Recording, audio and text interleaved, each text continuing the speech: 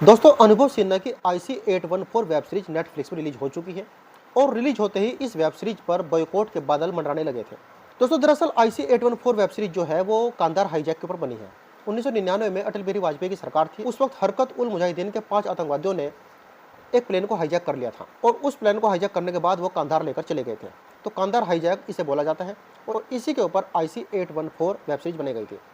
दोस्तों थोड़ा सा पहले अनुभव सिन्हा के ऊपर एक रोशनी डाल लेते हैं। अनुभव सिन्हा की दोस्तों पहली पिक्चर आई थी तुम बिन, वो पिक्चर इनकी हिट रही थी। उसके बाद इन्होंने काफ़ी सारी पिक्चर बनाई लेकिन लगातार वो पिक्चर पिटती रही। जब इन्होंने सारे हथकंडे अपना लिया और उनकी पिक्चर हिट नहीं रही तो फिर इन्होंने भी अपना झुकाव वामपंथियों की तरफ किया।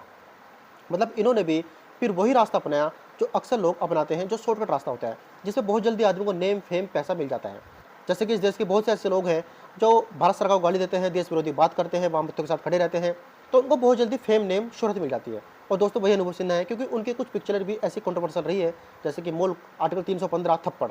इन पिक्चर में कहीं ना कहीं उनका झुकाव वामपंथियों की तरफ रहा। दोस्तों दरअसल 24 दिसंबर 1999 को हरकत उल मुजाहिदीन के 5 आतंकवादियों ने भारत के प्लेन को हाईजैक कर लिया था। यह नेपाल के त्रिभुवन इंटरनेशनल एयरपोर्ट से उड़ा था और बीच रास्ते में उसको हाईजैक कर लिया था। इस प्लेन में उस वक्त 178 यात्री थे, 11 क्रू मेंबर थे। इन्होंने इस प्लेन को 7 दिन बंधक बनाकर रखा था। दरअसल ये प्लेन नेपाल से दिल्ली के लिए उड़ा था, लेकिन ये आतंकवादी इस प्लेन को हाईजैक करने के बाद इसको पहले अमृतसर लेके गए, फिर लाहौर लेके गए, फिर वहाँ से दुबई लेके गए और दुबई से फिर ये लोग इसको कांधार लेके गए। 7 दिन तक हमारे यात्री क्रू मेंबर आतंकवादियों कब्जे में रहे थे। आतंकवादियों ने काफ़ी सारी डिमांड की थी। उन्होंने 35 आतंकवादी और 1488 कैश की डिमांड भी भारत सरकार से की थी, लेकिन बाद में भारत सरकार ने उनकी सिर्फ 3 आतंकवादियों को छोड़ने की मांग मानी थी। दोस्तों इस वेब सीरीज पर हल्ला क्यों मचा हुआ है, इसके पीछे भी बहुत बड़ा कारण है। दरअसल दोस्तों ये 5 आतंकवादी जो थे ये मुस्लिम थे। ये कोडवर्ड वाले नामों में बात कर रहे थे और इन कोडवर्ड वाले नामों में इनके कुछ हिंदू नाम थे। ये लोग हिंदू नामों का सहारा लेकर आपस में बात करें, जिसमें 2 आतंकवादी अब एक दूसरे को बुला रहे थे, भोला और शंकर, एक चीफ, एक डॉक्टर और एक बर्गर। अनुभव सिन्हा ने दोस्तों क्या गलती की है कि उन्होंने इन मुस्लिम आतंकवादियों को इन हिंदू आतंकवादियों के नाम से ही इस फिल्म में दिखाया है। दरअसल जो ये मुस्लिम आतंकवादी थे और इन्होंने हिंदू नाम रखे थे, तो इनके हिंदू नाम काल्पनिक थे।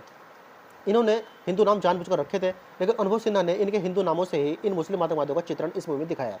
तो इसी के ऊपर दोस्तों पूरा बवाल मचा हुआ है कि अनुभव सिन्हा को बाद में ये चीज़ सुधारनी चाहिए थी कि इन्होंने सिर्फ हिंदू नामों का इस्तेमाल कोड वर्ड में किया था, यात्रियों को बरगलाने के लिए, उनको मैनिपुलेट करने के लिए हिंदू नामों का इस्तेमाल किया था, जबकि असल में ये लोग मुस्लिम आतंकवादी थे। तो इसी बात पर दोस्तों बवाल मचा हुआ है कि अनुभव सिन्हा ने आखिर क्यों इन मुस्लिम आतंकवादियों को मुस्लिम नामों से नहीं दिखाया।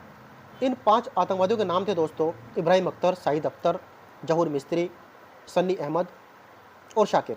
दोस्तों जैसे ही ये वेब सीरीज नेटफ्लिक्स पर रिलीज हुई, ट्रेंड करने लगी, तो दोस्तों इस पर यूजर्स की बाढ़ आ गई। ट्विटर पर, फेसबुक पर, यूट्यूब पर, हर जगह अनुभव सिन्हा को और इस मूवी के और मेकर्स को, प्रोड्यूसर को गाली पड़ने लगी, नेटफ्लिक्स को गाली पड़ने लगी कि आपने क्यों इस तरह की वेब सीरीज को रिलीज किया और अनुभव सिन्हा ने क्यों इन मुस्लिम आतंकवादियों को हिंदू आतंकवादी इस फिल्म में दिखाया।